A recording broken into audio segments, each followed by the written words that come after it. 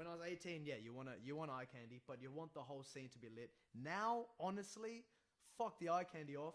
Have a bunch of the boys and just have some disgusting beats or something to get you going. You know, some kind of Afro beats to tickle the soul, get me a little jumpy, and then the rest of the night, surprise me, but make it good. That's literally all we need. I think it like when I was 19. Commercial clubs don't deliver, bro. I think when I was 19, deliver. I was like, fuck, I'm so done with. Yeah. Just like. But I think it's because of that repetitive ass fucking playlist. Every time I was telling you this before, I remember how the couches feel more than the actual club. This made me wince as well when he was telling me. I was like, too real. I wasn't laughing. I was like, bro, like that velvet and shit. Yeah. Like my patch. I'm calling for some sort of action. Nothing. That's the only. I mean, not the only vivid, but like one of the most vivid memories I have of just like how the couches feel, and that should speak to my experience. Yeah, because we're not up and dancing. We're fucking sitting down, realizing why are sweaty motherfuckers trying to get with all these other motherfuckers. Yeah, it's like it's like to the point I hear AO by Chris Brown and I just get PTSD. Oh yeah, you're just like you see all the girls start grinding and you're like, no, I'm not straight anymore, because you just say it's just too much of a horny scene. I don't miss it because like, you know, look, that's what makes shit fun. Everyone going rowdy, but like keep in mind this is our experience as like quote unquote the brown people experience.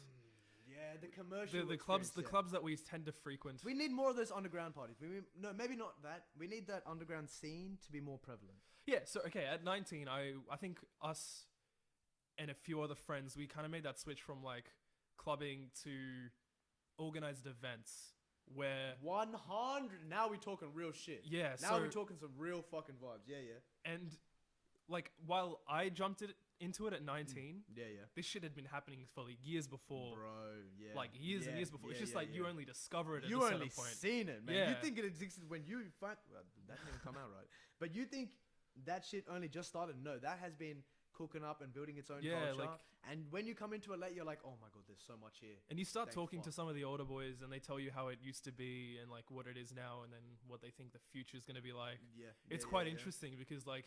You think, oh fuck, this is so much better than what I was doing it. Yeah, back in that age. Yeah, exactly. Okay, wait. Are we talking about and sets like that and all that? Yeah. Okay, explain that then, because like, what makes? Let me tell you why. Let me paint you a picture. Yeah, that's what I mean. Paint that picture. So this event was organized by a good friend, who will hopefully be coming on this podcast soon. Definitely. Yeah. So yeah, him and a couple friends, the older boys, would just I think. They had like a vision and they sort of made it happen with organized parties at the Lord Gladstone, which is in Redfern. It's like a club. There's an upstairs part and there's a downstairs part. Yeah. And so when we rocked up, keep in mind, I had never gone to anything like this. I don't think I had even been to Redfern like properly pubs before. And stuff. Exactly. Yeah. It wasn't really like going into like organized. Yeah, you're right. Organized parties and like that kind of scene. Yeah. So it was like it was a very new experience. So we were kind of like quote unquote nervous. We were like, this is kind of new to us. Yeah. We go inside, and I can hear like an 808 thumping. Oof. I can hear the kick drum thumping upstairs, and I can see a little bit of the floor. Not the roof upstairs, kind of like flex a little bit. And you're like, wait a minute. And we're like, fuck, okay, where is this? So we go upstairs, and that's where the event is. My spidey senses tingling. They're definitely tingling, bro. You're like, wait a minute. So we go upstairs, and it's like a hip hop trap party. Yeah. I see the person I know, and I go say hey, and I haven't seen him in a couple of years. Like it's like I met him when I was 16. Man's got a beard and everything now. Yeah.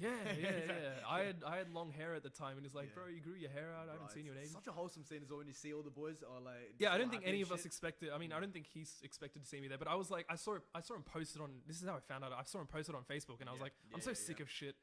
In Sydney, I'm gonna go give this a chance because look at what the scene is actually like, because it's not like no one's rocking up. People rock up to this thing. It's just like it's a niche market. Yeah, exactly. It's much more niche. Yeah. So we I go and then I see some of the DJs and I listen to the music and I'm like, fuck, this is what I want to be part of, right? 100%. So that's when I kind of made the switch from EDM to trap.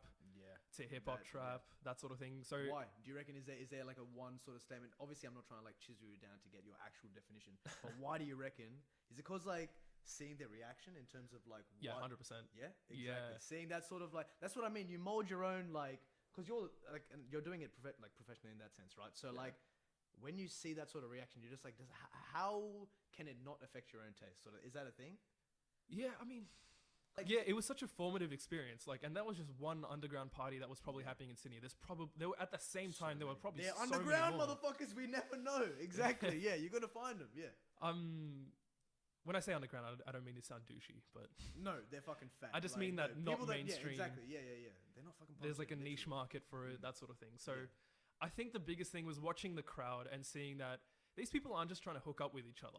Nah, fuck no. That And is if they not are, even- they're being a yeah. lot subtle about It's it. through the music of. It's through the language of love. Music.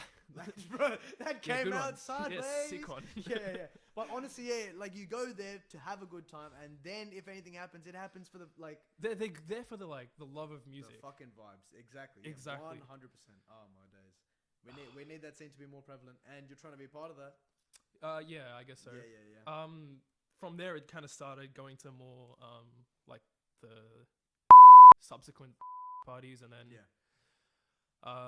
what happened after that? Yeah, there were a few. Like I started hearing about more events through that, and we went to those events, and I think I just fully I stopped listening to EDM, fully transitioned to hip hop. Hey, fair enough. Yeah. No disrespect to EDM, I just became a bit formulaic for me. You just Oh, interesting. So it's like a bit that kind of music. You think, okay, once you've got the gist of it, you can. Just There was play no around more with it. growth. No one was making exciting things anymore. Hey, fair enough. That So is I fair was like, enough. okay, I got to Things move away do from grow this. out of fashion if there's like some sort of way to like Yeah. evolve on it. But nah, fair enough. Thing is, like, you can't change that of you. That was your formative like years. That's built a whole foundation for you, right? And now you can like apply that to your trap musics and whatnot. Hey man, I started making different music, and I definitely think if you're just starting to go out, if you're 18, like the boys and you or the girls and you, you know, we're gonna hit the clubs.